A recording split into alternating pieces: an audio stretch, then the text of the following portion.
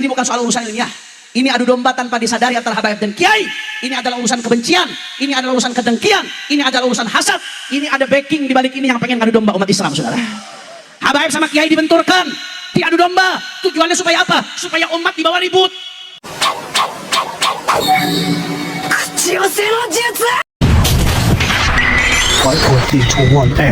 Open the door. Assalamualaikum warahmatullahi wabarakatuh. Balik lagi di Kena Kali Channel. Semakin banyak orang yang mulai tersadar atas perbudakan yang dilakukan oleh klan Ba'alawi, maka semakin gencar pula Habib-Habib Ba'alawi ini yang mengkontrol dengan narasi-narasi yang tidak terpuji dan provokatif tentunya. Nah, ini ada video dari Hanif Alatos ya, Hanif ya, kayaknya aku seumuran sih sama dia ya. Nah, aku udah nonton videonya full ya, cuma aku ambil sebagian-sebagian saja yang mau direaksin aja. Nggak ada niatan dikit pun untuk mencari-cari kesalahan ataupun memframing dengan memotong-motong videonya dengan narasi-narasi yang tidak terpuji ya. Bisa juga kalian tengoklah video fullnya dia di officialnya Hanif ya, Hanif official gitulah nama channelnya, aku lupa. Tapi diketik aja tuh kayaknya keluar.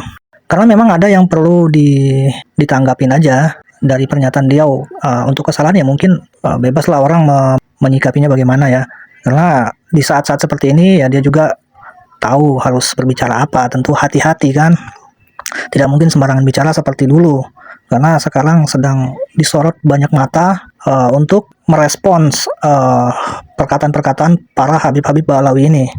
Di video ini malah justru dia lebih banyak memuji-muji kiai-kiai pribumi ya, daripada Habib-Habib leluhur mereka yang punya segudang kesaktian. Nah, tapi ada poin-poin yang mungkin perlu, nggak perlu juga sih, cuma ya iseng aja lah ya. Enggak lah, tapi ada poin yang perlu ditanggepin yang cukup serius aku rasa, persoalan adu domba yang sering dinarasikan oleh para Habib-Habib Ba'alawi ini. Ya udah Cak, kita tengok dulu lah videonya ya. Hadratus Syekh Kiai Haji Hasyim Asy'ari di dalam kitab beliau An-Nurul Mubin fi Mahabbati Sayyidil Mursalin. Mudah-mudahan kita dapat keberkahan Hadratus Syekh Hasyim Asy'ari. Beliau berbicara setelah panjang lebar bicara tentang keistimewaan cinta kepada Nabi. Kiai Hasyim Asy'ari mengatakan bahwasanya kalau cinta kepada Nabi nggak cukup hanya cinta kepada Nabi saja, saudara. Tapi harus mahabbatu ma yata'allaq bin Nabi. Ngaku cinta sama Rasulullah, maka harus cinta kepada segala sesuatu yang berkaitan dengan baginda Nabi besar Muhammad Sallallahu Alaihi Wasallam. Kata Hadratus Syekh Hasyim Asy'ari, nggak cukup orang ngaku cinta Nabi, tapi nggak cinta sama sahabat Nabi, saudara. Yang berjuang sama Nabi, yang hidup mati bersama Nabi, yang habis-habisan bernama Nabi. Cinta Nabi wajib juga cinta kepada sahabatnya baginda Rasulullah Sallallahu Alaihi Wasallam. Makanya saya mau tanya, jawab yang kompak orang Pemalang, ngaku cinta Nabi tapi nggak cinta sama sahabat Nabi, dusta atau tidak? Orang kompak, dusta atau tidak? Bohong atau tidak? Palsu atau tidak? Palsu, saudara. Nah kan, bagus kan, muji-muji Kiai Hasyim Asy'ari, muji Nabi, muji sahabat ya. Ya emang kalau Kiai Hasyim ya benar Nabi dan sahabat. Tapi kan ini jarang kali kan mereka ungkapkan kayak gini. Sahabat itu kan jarang. Yang ada Nabi langsung ke leluhur mereka ya. Pak Ibu Kodam lah, siapalah para Habib-Habib yang ya leluhur mereka lah pokoknya. Nah ini anggaplah pemanasan ya. Karena pasti nanti ada selipan-selipan Habib juga lah. Nggak mungkin kalau nggak glorifikasi dari Habib-Habib kaum mereka ya. Udah paham lah susunan kata yang harus disampaikan itu udah makanan mereka lah ya. Oke, lanjut. Maka inilah yang diajarkan oleh guru-guru kita. Ini yang diajarkan oleh Kiai Ahmad Said. Ini yang diajarkan oleh Kiai Hasani. Ini yang diajarkan oleh Hadratus Syekh Kiai Maimun Zubair. Ini yang diajarkan oleh Hadratus Syekh Kiai Haji Hasyim Asy'ari. Ini yang diajarkan oleh Ahlus Sunnah wal Jamaah. Bagaimana Ahlus Sunnah wal Jamaah mengajarkan kita naik ke bahteranya Ahlul Bait, saudara. Naik ke dalam bahteranya Ahlul Bait. Itu yang diajarkan Ahlus Sunnah. Bahtera cinta kepada Ahlul Bait. Tapi jangan hanya naik ke bahtera cinta Ahlul Bait, juga harus meletakkan mata kita kepada bintang-bintangnya para sahabat, agar kita tahu, saudara, di mana arah ajarannya Rasulullah. Addu 'alaiha bin nawajid. Pegang itu erat-erat ajarannya para sahabat baginda Nabi besar Muhammad. Maka beliau mengatakan beginilah diajarkan Ahlus Sunnah, naik ke dalam cinta Ahlul Bait. Kemudian kita dianjurkan juga diajarkan cinta dan mengikuti para sahabat Rasulullah. Kalau sudah naik ke perahu cinta Ahlul Bait, kemudian saudara juga mengikuti daripada bintang-bintangnya sahabat Rasulullah, maka insya Allah selamat. Amin Allahumma. Amin Allahumma. Mudah-mudahan kita gak keluar dari barisan ini, saudara. Mudah-mudahan kita nggak keluar dari barisan ini, saudara. Dari barisannya Kiai Said, Kiai Armiyah, dari barisannya Kiai Maimun Zubair, dari barisannya Kiai Hasyim Asy'ari, barisan yang naik dalam bahtera cinta Ahlul Bait, kemudian berpatokan kepada bintangnya sahabat Nabi Muhammad Sallallahu Alaihi Wasallam. Kira-kira jelas atau tidak? Nah, ini udah mulai masuk ya, Pak, barang tuh ya. Udah mulai brand positioning ya. Udah branding dirinya atau kelompoknya ini ahli bait. Nah, dimana masyarakat ini digiring agar mencintai ahli bait ya. Mereka-mereka inilah yang harus dicintai, yang membawa ajaran yang benar gitulah intinya. Nah, dari tadi beliau teriak-teriak mengikuti bintang-bintangnya para sahabat ya kan. Tapi kenyataannya apa yang mereka ajarkan kebanyakan tidak sesuai dengan pemahaman para sahabat, amalan-amalan para sahabat. Tidak ada para sahabat itu yang mengumbar cerita-cerita khurafat, karomah-karomah mereka. Bahkan mereka juga mungkin tidak sadar kalau mereka punya karomah. Mereka juga berdakwah tidak dengan cara-cara seperti ini. Bahkan mereka kalau berdakwah juga menggunakan dana pribadi sendiri, bukan dari donasi atau penggalangan dana yang begitu luar biasa, yang mungkin itu sangat efektif mungkin kalau itu disalurkan untuk orang-orang yang membutuhkan daripada hanya sekadar menggalang dana yang begitu besar untuk menyiapkan singgasana mereka, di mana mereka bebas berbicara apa saja seenak mereka, caci maki, merendahkan, provokasi, termasuk khurafat para leluhur mereka, kan gitu kan. Oke, lanjut. Tapi di sisi lain kata Hadratus Syekh Mbah Maimun Zubair, bintang-bintang itu juga dilanjutkan. Kalau dulu bintangnya para sahabat, maka sekarang bintangnya adalah para kiai, saudara. Bintangnya adalah para ulama, bintangnya adalah para sesepuh, bintangnya adalah para masyayikh, walaupun bukan dari kalangan Ahlul Bait. Oh, kalau kita lihat berapa banyak jasa-jasa ulama yang bukan dari kalangan Ahlul Bait, nggak kehitung, saudara. Imam Arba'ah, imam yang keempat, Al-Imam Abu Hanifah, Al-Imam Malik, Al-Imam Syafi'i, Al-Imam Ahmad bin Hanbal. Ini empat-empatnya bukan keturunan Rasulullah SAW, saudara. Akan tetapi empat-empatnya ajarannya memenuhi santel dunia. Nah, ini dari tadi dia ngomong bintang-bintang nih, aku mau jelaskan dikit karena aku juga udah nyimak full videonya. Nah, bintang yang dimaksud dia ini sebuah perumpamaan gitu ya. Perumpamaan orang-orang yang membawa petunjuk, orang-orang yang bisa jadi panutan, yang sangat bisa untuk kita ikuti. Nah, ini benar ya, jadi kita harus objektif juga. Kalau yang disampaikan benar ya benar. Nah, tapi ada yang aku garis bawahi. Kenapa aku ambil ini, karena dia mengutip perkataan Mbah Maimun Zubair ya. Kalau dia mengutip kata-kata dari ulama-ulama yang bukan dari leluhurnya, itu mungkin ya merekomendasikan para sahabat, para ulama-ulama yang masyhur ya, tentunya ya empat imam-imam yang lain masih banyak. Berbeda kalau misalnya mungkin suasananya tidak seperti ini ya, mungkin mereka mengutip kitab-kitab ataupun perkataan leluhurnya yang jarang sekali merekomendasikan itu imam-imam yang masyhur. Biasanya mereka hanya menyampaikan dari kalangan-kalangan mereka saja, orang-orang yang dianggap soleh dari kalangan mereka. Nah, itu yang mereka glorifikasi. Nah, ini juga yang sering aku sampaikan ya, kadang di kolom-kolom komentar channel-channel mereka, di channel-channel yang mungkin terafiliasi juga dengan channel mereka, bahwasanya nggak perlu seseorang tuh mengaku-ngaku cucu Nabi, cucu ini, cucu apa, ya terkhusus cucu Nabi Muhammad. Kalau memang mereka mulia akhlaknya, ilmunya, ya itu nggak usah susah-susah gitu untuk membuktikan kita ini siapa. Allah akan dengan mudah mengangkat nama kita gitu kan. Ya sepertinya contohnya yang disebutkan tadi ya, Imam 4 tadi, Imam hadis juga. Nggak perlu susah-susah membuktikan mereka siapa, mereka nggak perlu ngaku siapa. Nama mereka masyhur sampai sekarang diakui di seluruh dunia. Berbanding terbalik dengan yang dilakukan para kawan Ba'alawi ini kan, yang lebih terkesan mendahulukan kuantitas daripada kualitas kan. Oke dah, kita lanjut lagi. Kalau soal ilmiah udah selesai. Saya nggak perlu bahas panjang lebar lah, udah bagi saya udah selesai urusan ilmiah. Di Banten ditantang debat kabur, di Jakarta kabur, itu di sini udah selesai.